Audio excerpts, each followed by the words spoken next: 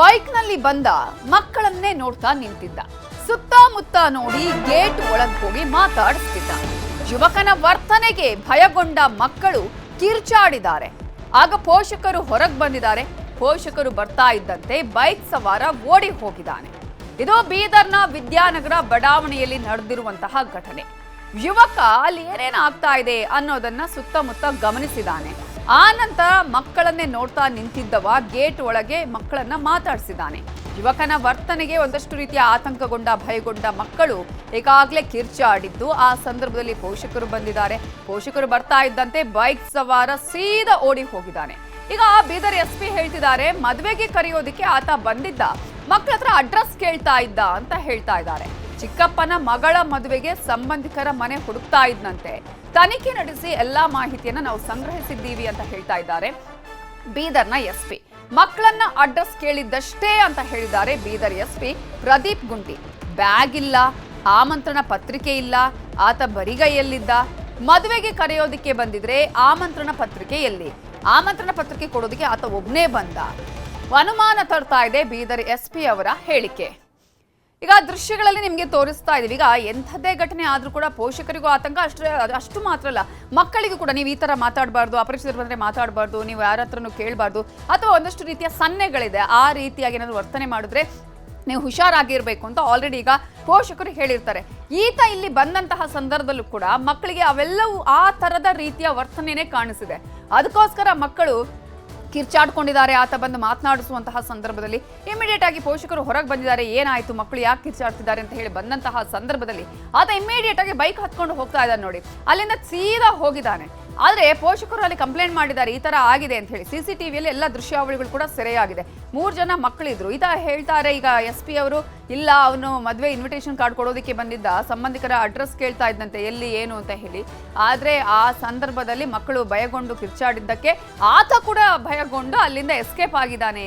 ನಾವು ಅವನನ್ನ ವಿಚಾರಣೆ ಮಾಡಿದ್ದೀವಿ, ಹೌದು ಮದುವೆಯ ಇನ್ವಿಟೇಷನ್ ಕೊಡೋದಕ್ಕೆ ಆತ ಬಂದಿದ್ದು, ನಮಗೆ ಮಾಹಿತಿ ಸಿಕ್ಕಿದೆ, ನಾವೆಲ್ಲಾ ರೀತಿಯಲ್ಲೂ ಕೂಡ ಆತನ ತನಿಖೆ ಮಾಡಿದ್ದೀವಿ, ವಿಚಾರಣೆ ಮಾಡಿದ್ದೀವಿ ಅಂತ ಬೀದರ್ನ SP ಅವರು ಹೇಳ್ತಾ ಇದ್ದಾರೆ. ಆದರೆ ಒಂದಷ್ಟು ಅನುಮಾನ ಅಂತೂ ಈ ಪ್ರಕರಣದಲ್ಲಿ ಇದ್ದೇ ಇದೆ. ಔರಾದ್ ಸಿರಿಸಿ ಅನ್ನೋ ಊರಿಗೆ ಸೇರಿದ್ದ ಮಲ್ಲಿಕಾರ್ಜುನ್ ಅಂತ ನಮಗೆ ಗೊತ್ತಾಗಿರ್ತದೆ.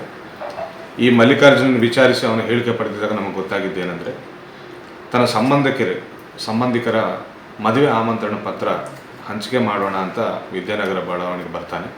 ಅಡ್ರೆಸ್ ಕನ್ಫ್ಯೂಸ್ ಆಗಿ ಅಲ್ಲಿದ್ದ ಮಕ್ಕಳನ್ನು ಕೇಳ್ಕೊಳ್ತಾನೆ.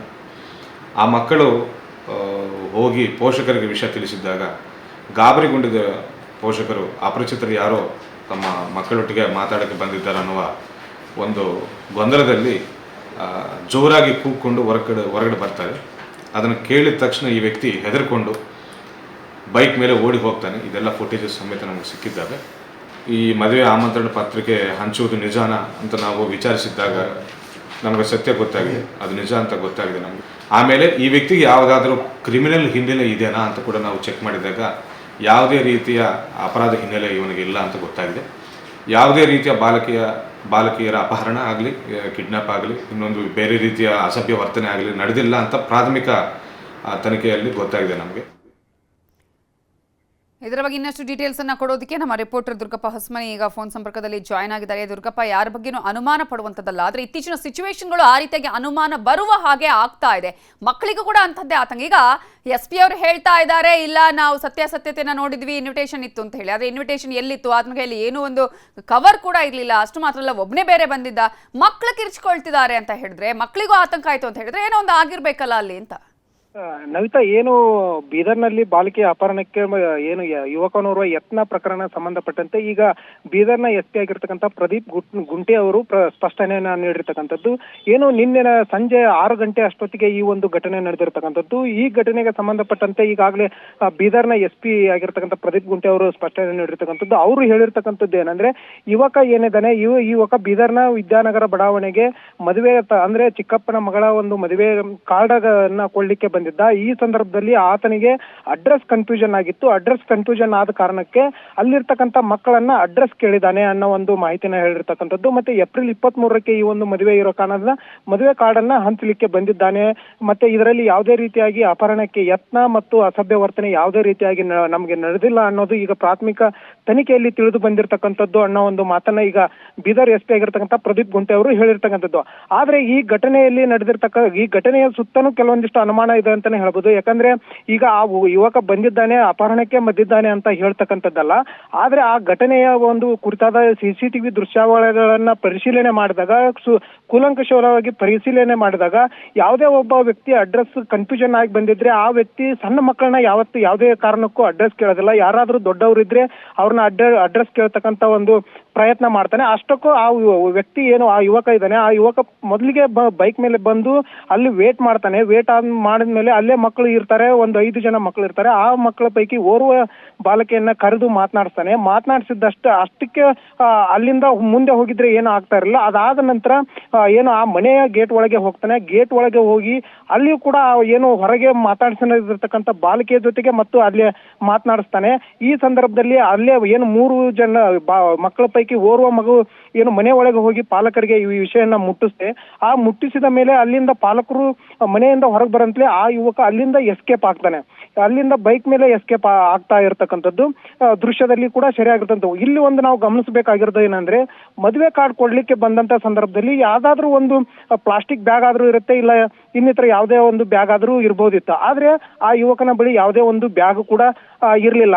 ಮತ್ತೆ ಆ ಯುವಕ ಅಡ್ರೆಸ್ ಕೇಳಬಹುದಾದ ಅಡ್ರೆಸ್ ಕನ್ಫ್ಯೂಷನ್ ಆಗಿದ್ರೆ ಅದೇ ಏನು ಪಾಲಕರು ಬರ್ತಾರೆ, ಆ ಪಾಲಕರನ್ನು ಕೂಡ ಅಡ್ರೆಸ್ ಕೇಳೋ ಒಂದು ಪ್ರಯತ್ನವನ್ನ ಮಾಡಬಿಡ್ತು. ಆದ್ರೆ ಇಲ್ಲಿ ಯಾವುದೇ ರೀತಿಯಾಗಿ ಇಂತಹ ಪ್ರಯತ್ನವನ್ನ ಆ ಯುವಕ ಮಾಡಿಲ್ಲ. ಅಲ್ಲಿಂದ ಏನು ಗಾಬರಿಗೊಂಡು ಎಸ್ಕೇಪ್ ಆಗಿದ್ದಾನೆ. ಏನು ಕುಟುಂಬಸ್ಥರು ಚೀರಾಡಿಕೊಂಡು ಬಂದಿದ್ದಕ್ಕೆ ಗಾಬರಿಗೊಂಡು ಯುವಕ ಎಸ್ಕೇಪ್ ಆಗಿದ್ದಾನೆ ಅನ್ನೋ ಒಂದು ಮಾತನ್ನ SP ಅವರು ಹೇಳಿರ್ತಕ್ಕಂಥದ್ದು. ಸದ್ಯ ಈ ಘಟನೆಗೆ ಸಂಬಂಧಪಟ್ಟಂತೆ ಯಾವುದೇ ರೀತಿಯ ಪ್ರಕರಣ ದಾಖಲಾಗಿಲ್ಲ. ಆದರೆ ತನಿಖೆಗೆ ಸಹಕರಿಸುವಂತೆ ಆ ಯುವಕನಿಗೆ ಸೂಚನೆಯನ್ನ ಕೊಟ್ಟು ಕಳಿಸಿದ್ದಾರೆ ಅನ್ನೋ ಒಂದು ಮಾಹಿತಿಯನ್ನ SP ಪ್ರದೀಪ್ ಗುಂಟೆ ಅವರು ಈಗ ಏನಾದ್ರೂ ಕಂಪ್ಲೇಂಟ್ ರಿಜಿಸ್ಟರ್ ಮಾಡಕ ಹೋಗಿದ್ರಾ ಅಲ್ಲಿ? ಈಗ ಅವ್ರು ಅಂದ್ರೆ ಮಕ್ಕಳನ್ನು ಕೂಡ ಈ ಸಂದರ್ಭದಲ್ಲಿ ಏನಾದ್ರೂ ಮಾಹಿತಿ ಪಡ್ಕೊಂಡಿದಾರ? ಆತ ಏನ್ ಕೇಳ್ದ, ಯಾವ ರೀತಿಯಾಗಿ ವರ್ತನೆ ಇತ್ತು, ಅವನ ಜೊತೆಗೆ ಪೋಷಕರು ಬಂದಂತ ಸಮಯದಲ್ಲಿ ಹೇಗೆ ವರ್ತನೆ ಇತ್ತು, ಇದ್ರ ಬಗ್ಗೆ ಎಲ್ಲ ಮಾಹಿತಿಯನ್ನ ಪಡ್ಕೊಂಡಿದಾರಾ? ನವಿತಾ, ಏನು ಈ ಘಟನೆ ಆದ ಬಳಿಕ ನಮ್ಮ ಗಮನಕ್ಕೆ ಬಂದ ತಕ್ಷಣ ನಾವು ಪೋಷಕರನ್ನ ಮಾತನಾಡಿಸುವಂತ ಪ್ರಯತ್ನ ಮಾಡ್ತೀವಿ. ಆದ್ರೆ ಪೋಷಕರು ಯಾವುದೇ ರೀತಿಯಾಗಿ ಮಾತನಾಡಲಿಕ್ಕೆ ಮುಂದಾಗೋದಿಲ್ಲ. ಅದಾದ ಬಳಿಕ ನಾವು ಏನು ಈ ಒಂದು ಘಟನೆಗೆ ಸಂಬಂಧಪಟ್ಟಂತೆ ಏನು ಯುವಕ ಈಗಾಗಲೇ ಏನು ತಂದೆ ತಾಯಿ ದೂರು ಕೊಟ್ಟಿದ್ದಾರೆ ಅನ್ನೋ ಒಂದು ಮಾಹಿತಿಯನ್ನು ಕೂಡ ಈಗ SP ಅವರು ಹೇಳ್ತಿದ್ದಾರೆ. ಅಂದ್ರೆ ಲಿಖಿತವಾಗಿ ದೂರು ಕೊಟ್ಟಿರ್ತಾರೆ. ಆದ್ರೆ ದೂರಿಗೆ ಸಂಬಂಧಪಟ್ಟಂತೆ ಯಾವುದೇ ಪ್ರಕರಣ ಕೂಡ ದಾಖಲಾಗಿಲ್ಲ. ಆದ್ರೆ ಯುವಕನ ಏನು ಔರಾದ್ ತಾಲೂಕಿನ ಬೀದರ್ ತಾಲೂಕಿನ ಔರಾದ್ ಸಿರ್ಸಿ ಗ್ರಾಮದ ಯುವಕ ಮಲ್ಲಿಕಾರ್ಜುನ್ ಅಂತ ಏನು ಯುವಕ ಈಗಾಗಲೇ ಗೊತ್ತಾಗಿದ್ದೇನೆ. ಆ ಯುವಕ ಈ ಒಂದು ಮದುವೆ ಕಾರ್ಡ್ ಕೊಡ್ಲಿಕ್ಕೆ ಬಂದಿದ್ದ ಅಷ್ಟೇ. ಈ ಸಂಬಂಧಪಟ್ಟಾಗ ನಾವು ಯಾವುದೇ ದೂರು ದಾಖಲಾಗಿಲ್ಲ. ಆದ್ರೆ ಯುವಕನಿಗೆ ಏನು ತನಿಖೆಗೆ ಸಹಕರಿಸುವಂತೆ ಈಗಾಗಲೇ ನಾವು ಸೂಚನೆ ಕೊಟ್ಟು ಕಳಿಸಿದ್ದೇವೆ. ನಾವು ಯಾವುದೇ ಸಂದರ್ಭದಲ್ಲಿ ತನಿಖೆಗೆ ಕರೆದ್ರು ಯುವಕ ಬರುವಂತೆ ಈಗಾಗಲೇ ಕಟ್ಟುನಿಟ್ಟಾಗಿ ಹೇಳಿದ್ದೇವೆ ಅನ್ನೋ ಒಂದು ಮಾತನ್ನ SP ಅವರು ಹೇಳ್ತಿರ್ತಕ್ಕಂಥದ್ದು. ಅಂದ್ರೆ ಈಗ ಚಿಕ್ಕಪ್ಪನ ಮಗಳ ಮದುವೆಯ ಕಾರಣಕ್ಕಾಗಿ ಇನ್ವಿಟೇಷನ್ ಕೊಡೋದಕ್ಕೆ ಬಂದಿದ್ದ ಅಂತ ಹೇಳಿ ಈ ಹಿಂದೆ ಯಾವತ್ತಾದ್ರೂ ನೋಡಿದ್ರಂತ ಊರವರು ಈತನನ್ನ? ಈಗ SP ಅವರೇ ಹೇಳ್ದ ಹಾಗೆ ಆತನ ಹೆಸರು ಅಷ್ಟೇ ಗೊತ್ತು, ಹಿನ್ನೆಲೆ ಏನು, ಯಾವ ರೀತಿಯಾಗಿ ಇದ್ದ, ಈತನ ವರ್ತನೆ ಏನು, ಏನಾದ್ರೂ ಈ ಹಿಂದೆ ಕಂಪ್ಲೇಂಟ್ ಆಗಿತ್ತಾ ಅನ್ನೋದ್ರ ಬಗ್ಗೆ ಏನಾದ್ರೂ ಮಾಹಿತಿ ಕೊಟ್ಟಿದ್ದಾರಾ? ಈ ಬಗ್ಗೆನೂ ಕೂಡ SP ಅವರು ಸ್ಪಷ್ಟನೆ ನೀಡಿರ್ತಕ್ಕಂಥದ್ದು. ಏನು ಈ ಘಟನೆ ಬೆಳಕಿಗೆ ಬಂದ ತಕ್ಷಣ SP ಏನು ಯುವಕನ ಬಗ್ಗೆ ಮಾಹಿತಿಯನ್ನ ತೆಗಿತಾರೆ. ಅಂದ್ರೆ ಈ ಒಂದು ಯುವಕನಿಗೆ ಏನಾದ್ರೂ ಕ್ರೈಮ್ ಹಿನ್ನೆಲೆ ಏನಾದ್ರೂ ಇದೆಯಾ ಅನ್ನೋ ಒಂದು ಮಾಹಿತಿಯನ್ನ ಸಂಗ್ರಹಿಸಲಿಕ್ಕೆ ಪ್ರಯತ್ನ ಮಾಡಿದ್ದಾರಂತೆ. ಈ ಸಂದರ್ಭದಲ್ಲಿ ಅವ್ರಿಗೆ ಗೊತ್ತಾಗಿರ್ತಕ್ಕಂಥದ್ದು ಈ ಯುವಕ ಯಾವುದೇ ಕ್ರೈಮ್ ನಲ್ಲಿ ಭಾಗಿಯಲ್ಲ, ಯಾವುದೇ ಕ್ರೈಮ್ ಹಿನ್ನೆಲೆ ಕೂಡ ಉಳ್ಳವನಾಗಿಲ್ಲ. ಕೇವಲ ಏನು ಅಡ್ರೆಸ್ ಮಿಸ್ ಆಗಿದ್ದ ಒಂದೇ ಒಂದು ಕಾರಣಕ್ಕೋಸ್ಕರ ಆ ಬಾಲಕಿಯರನ್ನ ಮಾತನಾಡಿಸ್ಕೊಂಡು ನಿಂತಿದ್ದ ಮತ್ತು ಮಿಸ್ ಆಗಿ ಮನೆ ಒಳಗೆ ಹೋಗಿದ್ದಾನೆ ಅನ್ನೋ ಒಂದು ಮಾತನ್ನ ಇವತ್ತು SP ಅವರು ಹೇಳ್ತಿರ್ತಕ್ಕಂಥ. ಆದ್ರೆ ಒಟ್ಟಾರೆಯಾಗಿ ಈ ಘಟನೆಯ ಮತ್ತು CCTV ದೃಶ್ಯಾವಳಿಗಳನ್ನ ಎಲ್ಲ ಸೂಕ್ಷ್ಮವಾಗಿ ಗಮನಿಸಿದ್ರೆ ಎಲ್ಲೋ ಒಂದ್ ಕಡೆ ಘಟನೆ ಒಂದಾದ್ರೂ ಕೂಡ 10 ಅನುಮಾನಗಳು ಕಾಡ್ತಾ ಇರ್ತಕ್ಕಂಥದ್ದು. ಮತ್ತೆ ಈಗ ಏನು ಸಂಬಂಧಪಟ್ಟಂತೆ ಈಗ ಪೊಲೀಸರು ಈ ರೀತಿ ಹೇಳಿದರೆ ಅಂದ್ರೆ ಈ ಪ್ರಕರಣ ಸತ್ಯಾಸತ್ಯತೆ ಏನು ಅನ್ನೋದೇ ಈಗ ಯಕ್ಷ ಪ್ರಶ್ನೆ ಆಗಿರ್ತಕ್ಕಂಥದ್ದು. ಇಲ್ಲ, ನಿಜವಾಗ್ಲೂ ನೀವು ಹೇಳಿದಾಗ ದುರ್ಗಪ್ಪ ಹೊಸಮನಿ ಸಾಕಷ್ಟು ಅನುಮಾನಗಳು, ಜೊತೆಗೆ ಈಗಾಗಲೇ ಒಂದ್ ವೇಳೆ ಆತ ಒಳ್ಳೆಯವನಾಗಿದ್ರೆ ಗುಡ್ ಅಂಡ್ ಫೈನ್, ಒಂದ್ ವೇಳೆ ಅಲ್ಲ ಅನ್ನೋದಾದ್ರೆ ಮುಂದಿನಗಳ ಏನಾದ್ರೂ ಅನಾಹುತ ಆದ್ರೆ ಇದಕ್ಕೆ ಹೊಣೆ ಯಾರು ಅನ್ನುವಂತಹ ಪ್ರಶ್ನೆ, ಜೊತೆಗೆ ಇಲ್ಲಿ ಅನುಮಾನಗಳು ಕೂಡ ಇದೆ. ನೋಡೋಣ ಏನಾಗುತ್ತೆ ಮುಂದಿನ ದಿನಗಳಲ್ಲಿ ಅಂತ ಹೇಳಿ. Thank you so much Durgappa Hosamani ಡೀಟೇಲ್ಸ್ಗೆ. 5 ವರ್ಷದ ಬಾಲಕಿ ಹತ್ಯಾಚಾರಿ ಹಂತಕನ ಮೃತದೇಹ ಅನಾಥವಾಗಿದೆ. ದಿನೇಶ್ ಕುಮಾರ್ ಮೃತದೇಹ ನೋಡೋದಿಕ್ಕೆ ಸಂಬಂಧಿಕರು ಇನ್ನೂ ಬಂದಿಲ್ಲ. ನಿನ್ನೆ ಆಗಿದೆ ಎನ್ಕೌಂಟರ್. 2 ದಿನದಲ್ಲಿ ಯಾರೂ ಬರದಿದ್ರೆ ಪಾಲಿಕೆಯಿಂದನೇ ಹಂತಕನ ಅಂತ್ಯಕ್ರಿಯೆಯನ್ನ ನಡೆಸಲಾಗತ್ತೆ. ಕುಟುಂಬಸ್ಥರು ಬಾರದೇ ಇದ್ರೆ ಪಾಲಿಕೆಗೆ ಹೆಣವನ್ನ ಹಸ್ತಾಂತರ ಮಾಡಲಾಗತ್ತೆ. ಈಗಾಗಲೇ ನಿನ್ನೆ ಈ ಘಟನೆ ನಡೆದಿದೆ, ನಿನ್ನೆ ಆತನ ಸಾವಾಗಿದೆ. ಇಂತಹ ಸಂದರ್ಭದಲ್ಲಿ ಆತನ ಕುಟುಂಬಸ್ಥರು ಯಾರು, ಆತನ ಕುಟುಂಬಸ್ಥರು ಇನ್ನೂ ಕೂಡ ಯಾರು ಅನ್ನೋದು ಗೊತ್ತಾಗಿಲ್ಲ. ಆತನ ಬಗ್ಗೆ, ಆತನ ಕುಟುಂಬಸ್ಥರಿಗೆ ಇದರ ಬಗ್ಗೆ ಮಾಹಿತಿ ಸಿಕ್ಕಿದೆಯಾ ಇಲ್ವಾ ಅನ್ನೋದ್ರ ಬಗ್ಗೆ ಕೂಡ ಈಗಾಗಲೇ ಪೊಲೀಸರು ಮಾಹಿತಿ ಕೊಡಬೇಕಾಗಿದೆ. ಅಷ್ಟು ಮಾತ್ರ ಅಲ್ಲ, ಇನ್ನೂ ಕೂಡ ಅವರ ಕುಟುಂಬಸ್ಥರು ಯಾರೂ ಬಂದಿಲ್ಲ. ಈಗ ಹುಬ್ಬಳ್ಳಿ ಧಾರವಾಡ ಮಹಾನಗರ ಪಾಲಿಕೆಗೆ ಮೃತದೇಹ ಹಸ್ತಾಂತರ ಮಾಡಲಾಗಿದ್ದು, ಸದ್ಯ ಜಿಲ್ಲಾ ನ್ಯಾಯಾಧೀಶರ ಸಮ್ಮುಖದಲ್ಲಿ ಹಂತಕನ ಮರಣೋತ್ತರ ಪರೀಕ್ಷೆಯನ್ನ ನಡೆಸಲಾಗ್ತಾ ಇದೆ. ಈಗ ಈ ಒಂದು ವಿಚಾರಕ್ಕೆ ಸಂಬಂಧಪಟ್ಟ ಹಾಗೆ ನಿನ್ನೆ ಕೂಡ ಸಾಕಷ್ಟು ಪ್ರಶ್ನೆಗಳು ಇತ್ತು. ಈ ಘಟನೆ ಆದಾಗ ಆತ ಯಾರು, ಎಲ್ಲಿ ಅವನು, ಆದರೆ ಬಿಹಾರ ಮೂಲದವನು ರಿತೇಶ್ ಕುಮಾರ್ ಅನ್ನೋದು ಗೊತ್ತಾದ, ಆತ ಕಟ್ಟಡ ಕಾರ್ಮಿಕನಾಗಿದ್ದ ಅನ್ನೋದು ಗೊತ್ತಾಗಿದೆ. ಬಟ್ ಈತನ ಕುಟುಂಬಸ್ಥರು ಎಲ್ಲಿದ್ದಾರೆ, ಇನ್ನೂ ಕೂಡ ಯಾಕೆ ಬಂದಿಲ್ಲ, ಅವರಿಗೆ ಮಾಹಿತಿ ಸಿಕ್ಕಿದೆಯಾ ಅಥವಾ ಇನ್ನೂ ಕೂಡ ಅವರಿಗೆ ಇದರ ಬಗ್ಗೆ ಮಾಹಿತಿ ಸಿಕ್ಕಿಲ್ವಾ? ಒಂದು ವೇಳೆ ಅವನ ಕುಟುಂಬಸ್ಥರು ಯಾರೂ ಬರದಿದ್ದಂತಹ ಸಂದರ್ಭದಲ್ಲಿ ಆ ಒಂದು ಅಂತ್ಯಕ್ರಿಯೆಯನ್ನ ಪಾಲಿಕೆಯಿಂದಲೇ ನಡೆಸಲಾಗುತ್ತೆ. ಕುಟುಂಬಸ್ಥರು ಬರದೇ ಇದ್ರೆ ಪಾಲಿಕೆಗೆ ಹೆಣವನ್ನ ಹಸ್ತಾಂತರ ಮಾಡಲಾಗುತ್ತೆ. ಹುಬ್ಬಳ್ಳಿ ಧಾರವಾಡ ಮಹಾನಗರ ಪಾಲಿಕೆಗೆ ಮೃತದೇಹವನ್ನ ಹಸ್ತಾಂತರಿಸಲಾಗುತ್ತೆ. ಸದ್ಯ ಈಗ ಜಿಲ್ಲಾ ನ್ಯಾಯಾಧೀಶರ ಸಮ್ಮುಖದಲ್ಲಿ ಹಂತಕನ ಮರಣೋತ್ತರ ಪರೀಕ್ಷೆಯನ್ನ ನಡೆಸಲಾಗ್ತಾ ಇದೆ. ಈ ಒಂದು ಘಟನೆ ಇಡೀ ಕರ್ನಾಟಕದಾದ್ಯಂತ ಮಾತ್ರ ಅಲ್ಲ, ಇಡೀ ದೇಶದಾದ್ಯಂತ ಕೂಡ ನಿನ್ನೆ ಸಾಕಷ್ಟು ಸಂಚಲನಕ್ಕೆ ಕಾರಣ ಆಗಿತ್ತು. ನಿನ್ನೆ ಈ ಒಂದು ಘಟನೆ ಆದ ನಂತರ ಪ್ರತಿಭಟನೆಗಳ ಮೇಲೆ ಪ್ರತಿಭಟನೆಗಳು ನಡೆದು ನೀವು ಗಮನಿಸಿದ್ರಿ, ದೊಡ್ಡ ಮಟ್ಟದಲ್ಲಿ ಆಕ್ರೋಶ ವ್ಯಕ್ತ ಆಗಿತ್ತು. ನಮ್ಮ ಕೈಗೆ ಆತನನ್ನ ಒಪ್ಪಿಸಿ ಅಂತ ಹೇಳಿ ಜನ ಅಲ್ಲಿ ಆಕ್ರೋಶಗೊಂಡಿದ್ರು. ಆತನನ್ನ ಹಿಡಿಯೋದಕ್ಕೆ ಹೋದಂತಹ ಸಂದರ್ಭದಲ್ಲಿ ಆತ ಪೊಲೀಸರ ಮೇಲೆನೆ ಅಟ್ಯಾಕ್ ಮಾಡುವಂತಹ ಸಂದರ್ಭ. ಆಗ ಪೊಲೀಸರು ತಮ್ಮ ಆತ್ಮರಕ್ಷಣೆಗಾಗಿ ಆತನ ಮೇಲೆ ಗುಂಡು ಹಾರಿಸಿದ್ರು. ಆತ ಸಾವನ್ನಪ್ಪಿದ್ದ. ಇದೇ ವಿಚಾರಕ್ಕೆ ಸಂಬಂಧಪಟ್ಟ ಹಾಗೆ ಇನ್ನಷ್ಟು ಡೀಟೇಲ್ಸ್ ಅನ್ನ ಕೊಡೋದಕ್ಕೆ ನಮ್ಮ ರಿಪೋರ್ಟರ್ ಶಿವರಾಮ್ ಅಸುಂಡಿ ನೇರ ಸಂಪರ್ಕದಲ್ಲಿ ಜಾಯ್ನ್ ಆಗಿದ್ದಾರೆ. ಶಿವರಾಮ್ ಅಸುಂಡಿ, ಈಗಾಗಲೇ ಮರಣೋತ್ತರ ಪರೀಕ್ಷೆ ನಡೀತಾ ಇದೆಯಾ? ಕುಟುಂಬಸ್ಥರು ಯಾರು ಏನು ಅನ್ನೋದ್ರ ಬಗ್ಗೆ ಪೊಲೀಸರಿಗೆ ಮಾಹಿತಿ ಸಿಕ್ಕಿದೆಯಾ? ಕುಟುಂಬಸ್ಥರಿಗೆ ಮಾಹಿತಿಯನ್ನ ನೀಡಲಾಗಿದೆಯಾ ಅಥವಾ ಅವರ ಬಗ್ಗೆ ಇನ್ನೂ ಮಾಹಿತಿ ಸಿಕ್ಕಿಲ್ವಾ? ನವಿತಾ, ಏನು ಅವರ ಕುಟುಂಬಸ್ಥರ ಬಗ್ಗೆ ಸಾಕಷ್ಟು ಮಾಹಿತಿನ ಕಲೆ ಹಾಕುವಂತಹ ಪ್ರಯತ್ನಗಳನ್ನ ಪೊಲೀಸರು ಮಾಡ್ತಾ ಇದ್ದಾರೆ. ಆದರೆ ಇದುವರೆಗೂ ಸಹ ಯಾವುದೇ ರೀತಿಯ ಮಾಹಿತಿ ಸಿಕ್ಕಿಲ್ಲ. ನಿನ್ನೆ ಏನು ಅವನು ಆರೋಪಿ ಸಿಕ್ಕಂತ ಸಂದರ್ಭದಲ್ಲಿ ಅವನ ಹೆಸರು ಮತ್ತು ಪಾಟ್ನಾ, ಬಿಹಾರದ ಪಾಟ್ನಾ ನನ್ನ ಊರು ಅನ್ನೋದು ಹೇಳಿದ್ದು ಬಿಟ್ಟರೆ ಬೇರೇನೂ ಮಾಹಿತಿಗಳನ್ನ ಹಂಚಿಕೊಂಡಿಲ್ಲ. ಹಾಗಾಗಿ ಮತ್ತು ಏನು ಹೆಚ್ಚಿನ ಮಾಹಿತಿ ಅಂದರೆ ಅವನ ಹತ್ರ ಅವನಿಗೆ ಸಂಬಂಧಪಟ್ಟಾಗ ಏನಾದರೂ ದಾಖಲೆಗಳು ಸಿಗುತ್ತೆ, ಆಧಾರ್ ಕಾರ್ಡ್ ಇತ್ಯಾದಿ ಅಂತೇಳಿ ಪರಿಶೀಲನೆಗಾಗಿನೇ ಅವನ್ನೇನು ಈಗೇನು ಎನ್ಕೌಂಟರ್ ಆಗಿದೆ ಆ ಸ್ಥಳಕ್ಕೆ ಕರೆದೊಯ್ಯಲಾಗಿತ್ತು. ಆದರೆ ಅಲ್ಲಿ ಏನಂದ್ರೆ ಕಲ್ಲು ತೂರಾಟ ಮಾಡಿ ಏನು ಎಸ್ಕೇಪ್ ಆಗಲಿಕ್ಕೆ ಯತ್ನಿಸಿದಂಥ ಸಂದರ್ಭದಲ್ಲಿ ಅವನ ಮೇಲೆ ಎನ್ಕೌಂಟರ್ ಮಾಡಲಾಗಿದೆ. ಈಗೇನು ಅವನು ಸಾವನ್ನಪ್ಪಿದ್ದಾನೆ ಮತ್ತು ಅವನು ಸಂಬಂಧಪಟ್ಟಂಗೆ ಈಗ ಇದುವರೆಗೂ ಸಹ ಯಾರು ಸಹ ಬಂದು ಅವನು ಈ ತರ ನಮ್ಮವನು ಅನ್ನೋ ಮಾಹಿತಿನ ಹಂಚಿಕೊಂಡಿಲ್ಲ. ಮತ್ತು ಯಾರು ಸಹ ಬಿಹಾರ ಮೂಲದವರು ಬೇರೆ ಬೇರೆ ಕಾರ್ಮಿಕರು ಇಲ್ಲಿದ್ರು ಸಹ ಅವ್ರು ಯಾರು ಸಹ ಏನು ಕಿಮ್ಸ್ಗೆ ಬರ್ಲಿಕ್ಕೆ ಹೋಗುವಂತ ಪ್ರಯತ್ನ ಮಾಡಿಲ್ಲ. ಮತ್ತು ಇಲ್ಲಿ ಈಗ ಏನು ಮರಣೋತ್ತರ ಪರೀಕ್ಷೆ ಅಂದ್ರೆ ಈಗ ಜಡ್ಜ್ ಸಮ್ಮುಖದಲ್ಲಿ ಮರಣೋತ್ತರ ಪರೀಕ್ಷೆ ನಡೆಯೋದಿದೆ. ಈಗೇನು ಬಾಲಕಿಯ ಒಂದು ಮರಣೋತ್ತರ ಪರೀಕ್ಷೆ ತಹಶೀಲ್ದಾರ್ ಸಮ್ಮುಖದಲ್ಲಿ ಆಗಿತ್ತು. ಈಗಾಗಲೇ ಆ ಬಾಲಕಿಯ ಅಂತ್ಯಕ್ರಿಯೆ ಸಹ ನೆರವೇರಿದೆ. ಇನ್ನೇನಿದ್ರು ಸಹ ಇನ್ನು ನಂತರದಲ್ಲಿ ಈಗ ಒಂದು ಏನು ಆರೋಪಿ ರಿತೇಶ್ನ ಒಂದು ಮರಣೋತ್ತರ ಪರೀಕ್ಷೆ ನಡೀಬೇಕಾಗಿದೆ. ಜಡ್ಜ್ ಬರಬೇಕಾಗಿರೋದ್ರಿಂದಾಗಿ ಅವರ ಸಮ್ಮುಖದಲ್ಲಿ ಆಗಬೇಕಾಗಿರೋದ್ರಿಂದಾಗಿ ಅವರ ಬರುವಿಕೆಗಾಗಿ ಕಾಯಲಾಗ್ತಾ ಇದೆ. ಅವ್ರು ಬಂದ ನಂತರ ಮರಣೋತ್ತರ ಪರೀಕ್ಷೆ ಮಾಡಲಾಗುತ್ತೆ. ಆದ್ರೆ ಈಗ ಪೋಷಕರು ಏನಾದ್ರು ಅವ್ರ ಸಂಬಂಧಿಕರು ಏನಾದ್ರು ಬಂದಿದ್ರೆ ಆ ಬಾಡಿನ ಅವ್ರಿಗೆ ಹಸ್ತಾಂತರ ಮಾಡುವಂತ ಪ್ರಕ್ರಿಯೆ ನಡೀತಾ ಇತ್ತು. ಆದ್ರೆ ಇದುವರೆಗೂ ಸಹ ಯಾರೂ ಸಹ ಬಂದಿಲ್ಲ. ಹಾಗಾಗಿ ಎಲ್ಲೋ ಒಂದ್ ಕಡೆ ಆ ಒಂದು ಹಂತಕನ ಶವ ಅನಾಥ ರೀತಿಯಲ್ಲೇ ಬಿದ್ದಿದೆ ಅಂತ ಹೇಳ್ಬೋದು ಶವಾಗಾರದಲ್ಲಿ. ಈಗೇನು ಅವನು ಒಂದ್ ವೇಳೆ ಅವ್ರ ಕಡೆ ಯಾರು ಬಂದಿಲ್ಲ ಅಂದ್ರೆ ಖಂಡಿತ ಅದು ಈಗ ಏನು ಎಷ್ಟು ದಿನ ವೇಟ್ ಮಾಡ್ತಾರೆ ಶಿವರಾಮ್ ಅಸುಂಡಿ ಅವರ ಕುಟುಂಬಸ್ಥರಿಗೋಸ್ಕರ? ಜೊತೆಗೆ ಹೇಗೆ ಯಾವ ರೀತಿಯಾಗಿ ಹುಡುಕುವಂತ ಕೆಲಸಗಳನ್ನ ಮಾಡ್ತಾ ಇದ್ದಾರೆ? ಎಲ್ಲೆಲ್ಲಿ ಡೀಟೇಲ್ಸ್ ಅಥವಾ ಇದರ ಬಗ್ಗೆ ಮಾಹಿತಿಯನ್ನ ಕೊಟ್ಟಿದ್ದಾರೆ? ಬಿಹಾರಕ್ಕೂ ಏನಾದ್ರು ಅಲ್ಲಿ ಈತ ಇದ್ದಂತಹ ಅಡ್ರೆಸ್ ಅನ್ನ ಹುಡುಕಿ ಏನಾದ್ರು ಕೊಡುವಂತಹ ಕೆಲಸಗಳು ಅಥವಾ ಆಧಾರ್ ಸಿಕ್ಕಿದ್ರೆ ಅದನ್ನ ಬಿಹಾರಕ್ಕೆ ಅಲ್ಲಿನ ಪೊಲೀಸ್ ಸ್ಟೇಷನ್ ಕಳಿಸುವಂತಹ ಕೆಲಸಗಳು ಈ ರೀತಿಯಾಗಿ ಏನಾದ್ರು ಆಗ್ತಾ ಇದೆಯಾ? ನವಿತಾ, ಈಗೇನು ಅವನು ಭಾವಚಿತ್ರನ ತೆಗೆದುಕೊಂಡು ಈಗಾಗಲೇ ಬಿಹಾರದ ಬೇರೆ ಬೇರೆ ಪೊಲೀಸ್ ಠಾಣೆಗಳಿಗೆ ರವಾನೆ ಮಾಡಲಾಗಿದೆ. ಜೊತೆಗೆ 2 ಪ್ರತ್ಯೇಕ ತಂಡಗಳನ್ನು ರಚನೆ ಮಾಡಲಾಗಿದೆ. ಈಗೇನು ಪ್ರತ್ಯೇಕ ತಂಡಗಳು ಸಹ ಬಿಹಾರಕ್ಕೆ ಹೊರಟಿದ್ದಾವೆ. ಅಲ್ಲಿನ ಪೊಲೀಸ್ ಠಾಣೆ ಏನು ಪಾಟ್ನಾದ ಬೇರೆ ಬೇರೆ ಠಾಣೆಗಳಿಗೆ ಮಾಹಿತಿ ಸಂಗ್ರಹಿಸುವಂತ ಕೆಲಸ ಸಹ ನಡೀತಾ ಇದೆ. ಈಗೇನು ಅಂದ್ರೆ ಈಗಾಗಲೇ ಯಾವಾಗ ನಿನ್ನೆ ಎನ್ಕೌಂಟರ್ ಅಂದ್ರೆ ಅವನ ಆರೋಪಿ ಸಿಕ್ಕಾಕೊಂಡ ತಕ್ಷಣನೇ ಅವನೇನು ಬಿಹಾರ ಪಾಟ್ನಾ ಅಂದ ಕೂಡಲೇ ಅವನ ಫೋಟೋನ ಬೇರೆ ಬೇರೆ ಪೊಲೀಸ್ ಠಾಣೆಗಳಿಗೆ ರವಾನೆ ಮಾಡಿದ್ದಾರೆ. ಜೊತೆಗೆ ಇಲ್ಲಿ ಕರ್ನಾಟಕದ ಬೇರೆ ಬೇರೆ ಠಾಣೆಗಳಿಗೂ ಸಹ ರವಾನೆ ಮಾಡಿದ್ದಾರೆ. ಯಾಕಂದ್ರೆ ಇಲ್ಲಿ ಈ ರೀತಿಯ ಕೃತ್ಯ ಎಸಗಿದ್ದಾನೆ, ಬೇರೆ ಕಡೆ ಏನಾದರೂ ಈ ರೀತಿಯ ಕೃತ್ಯಗಳನ್ನ ಎಸಗಿದ್ದಾನ ಏನೋ ಅನ್ನೋದ್ರ ಮಾಹಿತಿ ಸಹ ಸಂಗ್ರಹ ಮಾಡ್ತಾ ಇದ್ರೆ ಈಗ ಅವರ ಪೋಷಕರ ಪತ್ತೆಗಾಗಿನೇ ಒಂದು ಪ್ರತ್ಯೇಕ ತಂಡ ಈಗ ಬಿಹಾರಕ್ಕೆ ತೆರಳಿದೆ. Navita, okay, thank you Shivaramasundi ಡೀಟೇಲ್ಸ್ಗೆ. ಹುಬ್ಬಳ್ಳಿಯಲ್ಲಿ ನಿನ್ನೆ 5 ವರ್ಷದ ಬಾಲಕಿಯ ಮೇಲೆ ನೀಚ ಕೃತ್ಯ ನಡೆಸಿ ಕೊಲೆ ಮಾಡಿದ್ದ ಕಾಮಕನನ್ನ ಪೊಲೀಸರು ಎನ್ಕೌಂಟರ್ ಮಾಡಿದ್ರು. ಮಗುವನ್ನ ಅಪಹರಿಸಿ ಕೊಲೆ ಮಾಡಿದ್ದ ಆರೋಪಿಯನ್ನ ಪೊಲೀಸರು ವಿಚಾರಣೆಗೆ ಕರ್ಕೊಂಡು ಹೋಗ್ತಾ ಇದ್ರು. ಆಗ ಪೊಲೀಸರ ಮೇಲೆನೆ ಆತ ಹಲ್ಲೆ ಮಾಡಿ ಪರಾರಿಯಾಗೋದಕ್ಕೆ ಪ್ರಯತ್ನ ಪಟ್ಟಿದ್ದಾನೆ. ಈ ವೇಳೆ ಮಹಿಳಾ ಪೊಲೀಸ್ ಅಧಿಕಾರಿಯಾಗಿರುವಂತಹ ಅನ್ನಪೂರ್ಣ ಸ್ವರಕ್ಷಣೆಗಾಗಿ ಗುಂಡು ಹಾರಿಸಿದ್ದಾರೆ. ಗುಂಡೇಟು ತಗುಲಿ ಆರೋಪಿ ಸಾವನ್ನಪ್ಪಿದ್ದಾನೆ. ಇಮಿಡಿಯೇಟ್ ಆಗಿ ಆತನನ್ನ ಕಿಮ್ಸ್ ಆಸ್ಪತ್ರೆಗೆ ದಾಖಲಿಸಿದ್ರು. ಆದ್ರೆ ಅಷ್ಟರಲ್ಲೇ ಆತ ಸಾವನ್ನಪ್ಪಿದ್ದ. ಬಾಲಕಿ ಹಂತಕನ ಎನ್ಕೌಂಟರ್ ಮಾಡಿದ ಸ್ಥಳಕ್ಕೆ ಇವತ್ತು ಪೊಲೀಸ್ ಆಯುಕ್ತರಾಗಿರುವ ಎನ್ ಶಶಿಕುಮಾರ್ ಅವರು ಭೇಟಿ ಕೊಟ್ಟು ಪರಿಶೀಲನೆ ಮಾಡಿದ್ದಾರೆ. ಬಳಿಕ ಮಾತನಾಡಿದ ಅವರು, ಆರೋಪಿ ರಿತೇಶ್ ಪೊಲೀಸರಿಂದ ಎಸ್ಕೇಪ್ ಆಗೋದಕ್ಕೆ ಯತ್ನಿಸಿ ಕಲ್ಲಿನಿಂದ ದಾಳಿ ಮಾಡಿದ್ದ. ಈ ವೇಳೆ ಗಾಳಿಯಲ್ಲಿ ಗುಂಡು ಹಾರಿಸಿ ಆತನನ್ನ ಹಿಡಿಯೋದಕ್ಕೆ ಪ್ರಯತ್ನಿಸಲಾಯಿತು. ನಿಲ್ಲು, ಇದರ ಬಗ್ಗೆ ಈ ರೀತಿಯಾಗಿ ಮತ್ತೆ ಇಂತಹ ಒಂದು ತಪ್ಪು ಮಾಡಬೇಡ ಅಂತ ಹೇಳಿದ್ರು ಕೂಡ ದಾಳಿಯನ್ನ ಮುಂದುವರಿಸಿದಾಗ ಅನಿವಾರ್ಯವಾಗಿ ಎನ್ಕೌಂಟರ್ ಮಾಡಲಾಗಿದೆ ಅಂತ ಹೇಳಿದ್ದಾರೆ. 5 ವರ್ಷದ ಬಾಲಕಿಯ ಮೇಲೆ ಅತ್ಯಾಚಾರ ಎಸಗಿದಂತಹ ಆರೋಪಿಯ ಎನ್ಕೌಂಟರ್ ನಡೆದಂತಹ ಘಟನಾ ಸ್ಥಳ ಇದಾಗಿದೆ. ಇದೇನು ಹುಬ್ಬಳ್ಳಿಯ ಹೊರವಲಯದ ತಾರಿಹಾಳ್ ವ್ಯಾಪ್ತಿಯ ಒಂದು ರಾಯನಾಳ ರಸ್ತೆಯಲ್ಲಿರುವಂತಹ ಒಂದು ಪಾಳು ಒಂದು ಬಿದ್ದ ಪ್ರದೇಶ ಅಂತ ಹೇಳ್ಬೋದು. ಅವನು ಇಲ್ಲೇ ಒಂದೇನು ಇಲ್ಲಿ ವಾಸ ಮಾಡ್ತಾ ಇದ್ದೆ, ರಾತ್ರಿ ಹೊತ್ತು ಇಲ್ಲೇ ಮಲಗ್ತಾ ಇದ್ದೆ ಅನ್ನೋ ಒಂದು ಮಾಹಿತಿ ಕೊಟ್ಟ ಹಿನ್ನೆಲೆಯಲ್ಲಿ ಪೊಲೀಸರು ಅವನಿಗೆ ಇಲ್ಲಿ ಕರ್ಕೊಂಡ್ ಬರ್ತಾರೆ. ಇದೇ ವಾಹನದಲ್ಲಿ ಈಗೇನು ನಾವು ತೋರಿಸ್ತಾ ಇದ್ದ ದೃಶ್ಯಗಳಲ್ಲಿ ತೋರಿಸ್ತಾ ಇದ್ವಿ, ಇದೇ ಒಂದು ವಾಹನದಲ್ಲಿ ಅವನಿಗೆ ಕರೆದುಕೊಂಡು ಬರ್ತಾರೆ. ಈ ಸಂದರ್ಭದಲ್ಲಿ ಒಂದು ದೊಡ್ಡ ಗಾತ್ರದ ಅಂದ್ರೆ ಅವನೇನು ನಾನು ಒಂದಿಷ್ಟು ಡಾಕ್ಯುಮೆಂಟ್ಸ್ ಕೊಡ್ತಾನೆ ಅನ್ನೋ ಒಂದು ಮಾತನ್ನು ಹೇಳಿ ಏಕಾಏಕಿ ಪೊಲೀಸರ ಮೇಲೆ ದಾಳಿ ಮಾಡಕ್ ಆರಂಭ ಮಾಡ್ತಾನೆ. ಇಲ್ಲಿ ನೋಡ್ತಾ ಇರ್ಬೋದು, ಒಂದು ದೊಡ್ಡ ಗಾತ್ರದ ಕಲ್ಲನ್ನು ಎತ್ತಿ ಹಾಕಿ ಕಾರ್ನ ಜಖಂ ಮಾಡ್ತಾನೆ.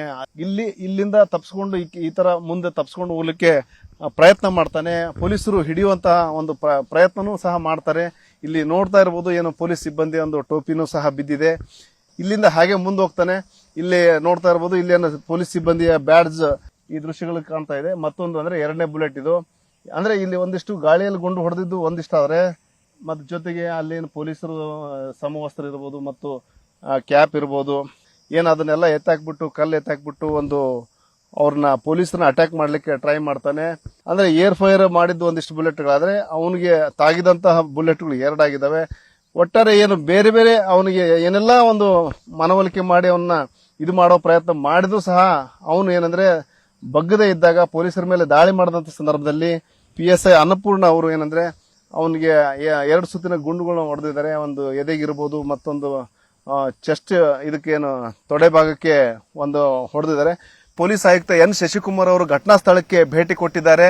ಇಲ್ಲೇನು ಅವ್ರನ್ನ ಮಾತಾಡ್ಸೋಣ. ಸ್ಥಳ ಏನಿದೆ ಇದು ರಾಯನಾಳ್ ಅಂಡರ್ ಪಾಸ್ ಅಂತ ಬರುತ್ತೆ. ಅಲ್ಲಿ 1-2-3 ಅಬಾಂಡೆಂಟ್ ಬಿಲ್ಡಿಂಗ್ಸ್ ಇದಾವೆ. ಇದರಲ್ಲಿ ಅಕ್ಯೂಸ್ಡು ಈ ಭಾಗದಲ್ಲಿ ಮನೆಗಳಲ್ಲಿ ಕೆಲವು ದಿನ ವಾಸ ಮಾಡಿದ್ದೆ ನಾನು ಅಂತ ಹೇಳ್ತಾನೆ. ಅವನು ಹೇಳಿದ್ದ ಡಿಸ್ಕ್ಲೋಜರ್ಗೆ ಸಪೋರ್ಟಿವ್ ಆಗಿ ಒಂದು ಆಧಾರ್ ಕಾರ್ಡ್ ಆ ಥರದ್ದು ಏನಾದ್ರು ಸಿಗ್ಬೋದು ಅಂತಂದು ಹೆಚ್ಚುವರಿ ವಿಚಾರಣೆಗೆ ಕರ್ಕೊಂಬಂದಂಥ ಸಂದರ್ಭದಲ್ಲಿ ಇಲ್ಲಿ ತಪ್ಪಿಸ್ಕೊಂಡು ಹೋಗ್ಲಿಕ್ಕೆ ಪ್ರಯತ್ನ ಮಾಡಿದಾಗ ಇಲ್ಲಿ ಆ ಘಟನೆ ನಡೆದಿರುವಂಥದ್ದು.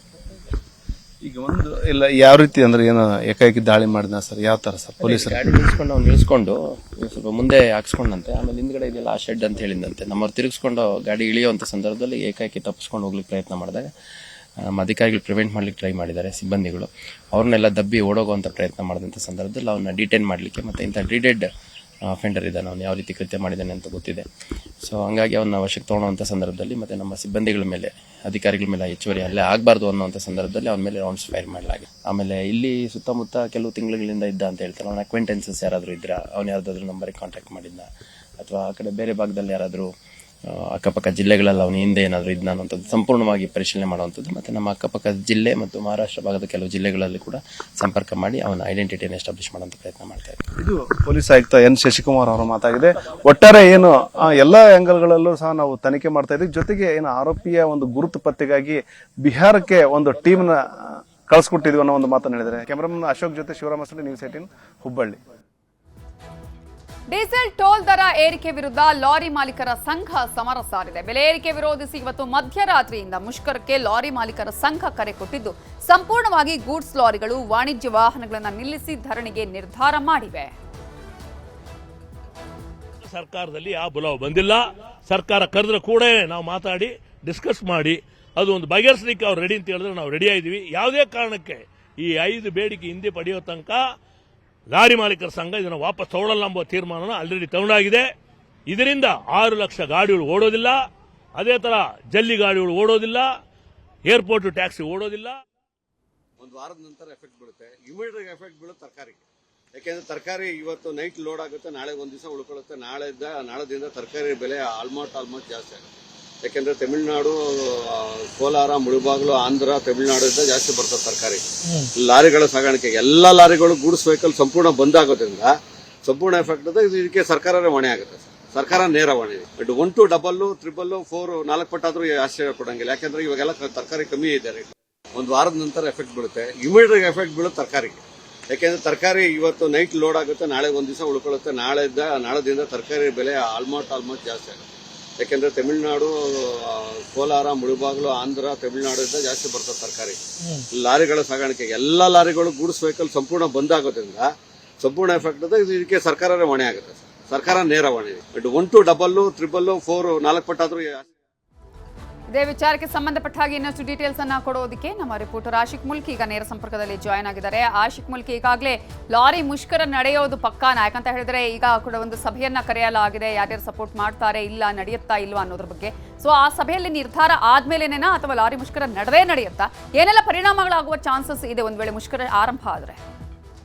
ನವಿತಾ, ಕರ್ನಾಟಕ ರಾಜ್ಯ ಲಾರಿ ಮಾಲೀಕರ ಅಸೋಸಿಯೇಷನ್ ಇದೀಗ ಭಾಳ ಸ್ಪಷ್ಟವಾಗಿ ಹೇಳಿರುವಂಥದ್ದು, ಇವತ್ತು ರಾತ್ರಿ 12 ಗಂಟೆಯಿಂದನೇ ಯಾವುದೇ ಲಾರಿಗಳು ಕೂಡ ರಸ್ತೆಗಿಳಿಯಲ್ಲ, ಏನು ಸೇವೆಯನ್ನು ಒದಗಿಸ್ತಾ ಇತ್ತು ಅದನ್ನು ಒದಗಿಸಲ್ಲ ಅನ್ನುವಂಥದ್ದು ಭಾಳ ಸ್ಪಷ್ಟವಾಗಿ ಹೇಳಿರುವಂಥದ್ದು. ಇದರ ಬೆನ್ನಲ್ಲೇ ಸಾಕಷ್ಟು ಲಾರಿ ಸಂಘಟನೆಗಳು ಇದೀಗ ನಮ್ಮ ಬೆಂಬಲ ಇಲ್ಲ ಅನ್ನುವಂಥ ಮಾತನ್ನು ಕೂಡ ಮಾಧ್ಯಮಗಳಿಗೆ ಸ್ಪಷ್ಟಪಡಿಸ್ತಾ ಇರುವಂಥದ್ದು. ಆದರೆ ಕಳೆದ ಹಲವು ವರ್ಷಗಳಿಂದ ಸರ್ಕಾರದ ಜೊತೆ ಲಾರಿ ಮಾಲೀಕರ ಕ್ಷೇಮಾಭಿವೃದ್ಧಿ ಮತ್ತು ಹಿತ ಕಾಯುವಂಥ ನಿಟ್ಟಿನಲ್ಲಿ ಸರ್ಕಾರದ ಸಾಕಷ್ಟು ಸಭೆಗಳಲ್ಲಿ ಪ್ರಾತಿನಿಧ್ಯ ಹೊಂದಿರುವಂತಹ ಈ ಒಂದು ಷಣ್ಮುಖಪ್ಪ ಅವರ ಬಣದಿಂದ ಇದೀಗ ಲಾರಿ ಮುಷ್ಕರಕ್ಕೆ ಮುಷ್ಕರ ಘೋಷಣೆ ಆಗಿರುವಂಥದ್ದು. ಹೀಗಾಗಿ ಮುಷ್ಕರ ಎಷ್ಟರ ಮಟ್ಟಿಗೆ ಯಶಸ್ವಿ ಆಗುತ್ತೆ, ಯಶಸ್ವಿ ಆಗಲ್ಲ ಅನ್ನುವಂಥದ್ದು ಇವತ್ತು ರಾತ್ರಿಯಿಂದನೇ ನಾವು ಕಾದು ನೋಡಬೇಕಾಗುತ್ತೆ. ಒಂದೊಮ್ಮೆ ಷಣ್ಮುಖಪ್ಪ ಅವರು ಹೇಳಿರೋ ರೀತಿಯಲ್ಲೇ ಲಾರಿ ಮುಷ್ಕರ ಒಂದೊಮ್ಮೆ ಏನಾದರೂ ಆದರೆ ಅದರಿಂದ ದೊಡ್ಡ ಪ್ರಮಾಣದಲ್ಲಿ ಹೊಡೆತ ಬೆಂಗಳೂರು ಸೇರಿದಂತಿರುವಂಥ ರಾಜ್ಯದ ಹಲವು ಜಿಲ್ಲೆಗಳಿಗೆ ಬೀಳುವಂಥ ಸಾಧ್ಯತೆಗಳಿದೆ. ಮುಖ್ಯವಾಗಿ ಬೆಂಗಳೂರಿನಲ್ಲಿ ನಾಳೆ ಲಾರಿ ಮುಷ್ಕರ ಆದರೆ 1-2 ದಿನದ ಬಳಿಕ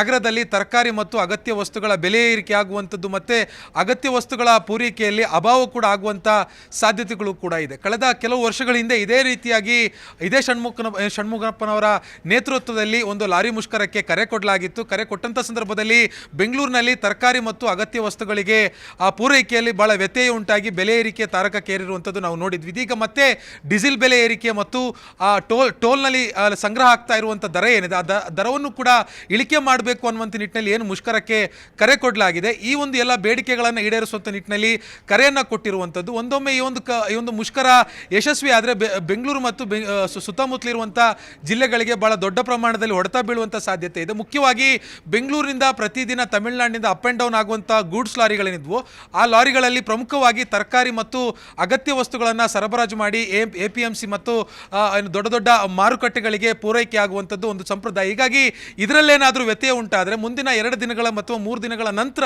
ಬೆಂಗಳೂರಿನಲ್ಲಿ ತರಕಾರಿ ಮತ್ತು ಅಗತ್ಯ ವಸ್ತುಗಳಿಗೆ ವ್ಯತ್ಯಯ ಉಂಟಾಗುವಂಥ ಸಾಧ್ಯತೆಗಳು ಕೂಡ ಇರುವಂಥದ್ದು. Navita, okay, thank you Ashik Mulki ಡೀಟೇಲ್ಸ್ಗೆ. ತಂದೆಯ ಎದೆಗೆ ಚೂರಿ ಹಾಕಿ ಕೊಂದ ಮಗ, ಮೊಬೈಲ್ ವಿಚಾರಕ್ಕೆ ತಂದೆಯನ್ನೇ ಹತ್ಯೆಗೈದ ಪುತ್ರ. ಮೈಸೂರಿನ ಶಾಂತಿನಗರದ ಬಿಳಿ ಕಾಲೋನಿಯಲ್ಲಿ ಈ ಘಟನೆ ನಡೆದಿದೆ. 2ನೇ ಹೆಂಡತಿ ಮಗೆ ಕರೆ ಮಾಡಿದ್ದಕ್ಕಾಗಿ ತಂದೆ ಹೋಗಿದ್ರು. ತಂದೆ ಅಲ್ಲಿಗೆ ಬರ್ತಾ ಇದ್ದಂತೆ ಚಾಕು ತೆಗೆದು ಎದೆಗೆ ಚುಚ್ಚಿ ಮಗ ಕೊಲೆ ಮಾಡಿದ್ದಾನೆ. ಮೈಸೂರಿನ ಶಾಂತಿನಗರದ ಬಿಳಿ ಕಾಲೋನಿಯಲ್ಲಿ ಇಂತಹ ಒಂದು ಹೇಯ ಕೃತ್ಯವನ್ನ ಮಗನೇ ಅಪ್ಪನಿಗೆ ಮಾಡಿರೋದು.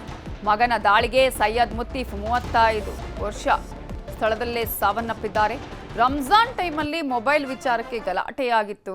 2ನೇ ಹೆಂಡತಿ ಮಗ ಕೊಲೆ ಆರೋಪಿಯಾಗಿದ್ದು ಉದಯಗಿರಿ ಪೊಲೀಸ್ ಠಾಣೆಯಲ್ಲಿ ಪ್ರಕರಣ ದಾಖಲಾಗಿದೆ. ಸೈಯದ್ ಮುತ್ತೀಫ್ ಸ್ಥಳದಲ್ಲೇ ಸಾವನ್ನಪ್ಪಿದ್ದಾರೆ. ಮಗನಿಂದ ತಂದೆಯ ಹತ್ಯೆ ನಡೆದಿದೆ. ಇದು ಮೈಸೂರಿನ ಶಾಂತಿನಗರದಲ್ಲಿ ನಡೆದಿರೋದು. ತಂದೆಯ ಎದೆಗೆ ಚೂರಿ ಹಾಕಿ ಮಗ ಕೊಂದಿದ್ದಾನೆ. ಮೊಬೈಲ್ ವಿಚಾರಕ್ಕೆ ಈತ ಈ ಕೃತ್ಯವನ್ನ ಎಸಗಿರೋದು. ಇದೇ ವಿಚಾರಕ್ಕೆ ಸಂಬಂಧಪಟ್ಟ ಹಾಗೆ ಇನ್ನಷ್ಟು ಡೀಟೇಲ್ಸ್ ಕೊಡೋದಕ್ಕೆ ನಮ್ಮ ರಿಪೋರ್ಟರ್ ಆನಂದ್ ಫೋನ್ ಸಂಪರ್ಕದಲ್ಲಿ ಜಾಯ್ನ್ ಆಗಿದ್ದಾರೆ. ಆನಂದ್, ಅಂದ್ರೆ ಮೊಬೈಲ್ ವಿಚಾರಕ್ಕೆ ಯಾಕೆ ಮಗ ಈ ರೀತಿಯಾದಂತಹ ಒಂದು ಕೊಲೆಯನ್ನ ಮಾಡಬೇಕಾದ ಪ್ರಸಂಗ ಬಂತಲ್ಲಿ ಅಂತ? ನವಿತಾ, ಏನು ಮೈಸೂರಿನಲ್ಲಿ ಘಟನೆ ಆಗಿರುವಂತದ್ದು. ಶಾಂತಿನಗರದಲ್ಲಿ ನಿನ್ನೆ ತಡರಾತ್ರಿ ಏನು ಸೈಯದ್ ಮುಸ್ತೀಫ್ ಆತನ 2ನೇ ಹೆಂಡತಿಯ ಮಗನಾದಂತ ಮತೀನ್ ಅವನು ರಿಂಗ್ ರೋಡ್ ರಸ್ತೆಗೆ ಕರೆಸಿಕೊಳ್ತಾನೆ. ಅಲ್ಲಿ ತನ್ನ ಸ್ನೇಹಿತರೊಡನೆ ಜೊತೆಗೂಡಿ ಈ ಕೃತ್ಯವನ್ನ ಎಸಗಿರುವಂತದ್ದು. ಸದ್ಯಕ್ಕೆ ಪೊಲೀಸರ ಎನ್ಕ್ವೈರಿಯಿಂದ ಮೇಲ್ನೋಟಕ್ಕೆ ತಿಳಿದು ಬಂದಿರುವಂತದ್ದು. ಈತ ರಂಜನ್ ಸಮಯದಲ್ಲಿ ಒಂದು ಮೊಬೈಲ್ ಅನ್ನ ತೆಗೆದುಕೊಂಡಿರ್ತಾನೆ, ಅದು ಆತರ ತಂದೆಗೆ ಇಷ್ಟ ಇರೋದಿಲ್ಲ. ಹಾಗಾಗಿ ಏನು ಅಲ್ಲಿಂದ ಶುರುವಾದಂತ ಒಂದು ಸಣ್ಣ ಜಗಳ ಇದೀಗ ಕೊಲೆಯಲ್ಲಿ ಅಂತ್ಯ ಆಗಿದೆ ಅನ್ನೋದು ಮೇಲ್ನೋಟಕ್ಕೆ ತಿಳಿದು ಬಂದಿರುವಂತದ್ದು. ಆದ್ರೆ ಇದರ ಹಿಂದೆ ಮತ್ತೇನಾದ್ರೂ ಇದೆಯಾ ಅನ್ನುವಂತ ಅಂಶವು ಕೂಡ ತನಿಖೆಯಿಂದ ಹೊರಬರ್ಬೇಕಾಗಿದೆ. ಯಾಕೆಂತ ಹೇಳಿದ್ರೆ ಈಗ ಏನು ಈ ಸೈಯದ್ ಮುಸ್ತಿಫ್ ಇದ್ದಾರೆ, ಈತನಿಗೆ 2 ಹೆಂಡತಿ ಇರ್ತಾರೆ. ಮೊದಲ ಹೆಂಡತಿಗೆ 2 ಹೆಣ್ಣು ಮಕ್ಕಳು ಇರ್ತಾರೆ, ಎರಡನೇ ಹೆಂಡತಿಗೆ 2 ಗಂಡು ಮಕ್ಕಳು. ಅದರಲ್ಲಿ ಈ ಮತೀನ್ ಕೂಡ ಒಬ್ಬ. ಈತನ ಫ್ಯಾಮಿಲಿ ಏನಾದ್ರು ಸಮಸ್ಯೆ ಇತ್ತಾ ಅನ್ನೋದು ಕೂಡ ತನಿಖೆಯಿಂದ ಹೊರಬರ್ಬೇಕು. ಆದ್ರೆ ನಿನ್ನೆ ತಡರಾತ್ರಿ ಕೊಲೆಯನ್ನ ಮಾಡಿದ ನಂತರ ಆತ ಪರಾರಿಯಾಗಿರುವಂತದ್ದು. ಆತನನ್ನ ಬಂಧಿಸಿದ ಬಳಿಕ ತನಿಖೆಯಾದ ನಂತರ ಮತ್ತಷ್ಟು ಮಾಹಿತಿಗಳು ಹೊರಬರಬೇಕಾಗಿದೆ. Navita. Okay, thank you Anand ಡೀಟೇಲ್ಸ್ಗೆ. ಇನ್ನಷ್ಟು ಪ್ರಮುಖ ಸುದ್ದಿಯನ್ನ ಕ್ವಿಕ್ ಆಗಿ ನೋಡೋಣ ಎಕ್ಸ್‌ಪ್ರೆಸ್ ನ್ಯೂಸ್ ಅಲ್ಲಿ. ಕೋಲಾರದಲ್ಲಿ ಬಿಆರ್ ಅಂಬೇಡ್ಕರ್ ಪಲ್ಲಕ್ಕಿ ಉತ್ಸವ ಮೆರವಣಿಗೆ ವಿಚಾರದಲ್ಲಿ ಮಾಜಿ ಸಂಸದ ಮುನಿಸ್ವಾಮಿ, ಉಸ್ತುವಾರಿ ಸಚಿವ ಭೈರತಿ ಸುರೇಶ್ ಮಧ್ಯೆ ಮಾತಿನ ಚಕಮಕಿ.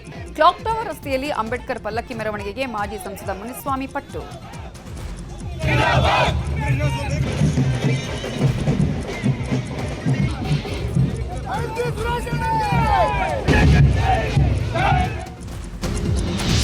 ಸಚಿವ ಸತೀಶ್ ಜಾರಕಿಹೊಳಿ ಸಿಎಂ ಆಗಲಿ ಅಂತ ಮುತ್ತೈದರಿಗೆ ಉಡಿ ತುಂಬಿದ ಅಭಿಮಾನಿ. 101 ಮಹಿಳೆಯರಿಗೆ ಉಡಿ ತುಂಬಿದ ಕಾಂಗ್ರೆಸ್ ಮಹಿಳಾ ಸದಸ್ಯೆ ಆಯಿಷಾ ಸನದಿ. ಬೆಳಗಾವಿ ಆರ್ಟಿಒ ವೃತ್ತದ ಹನುಮಂತನ ದೇಗುಲದಲ್ಲಿ ಕಾರ್ಯಕ್ರಮ.